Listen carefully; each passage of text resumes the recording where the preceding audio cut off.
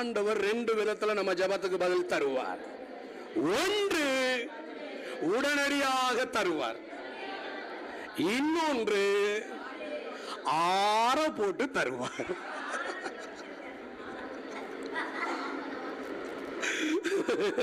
ஆற போட்டு தருவார். ஆமென் சொல்லுங்க.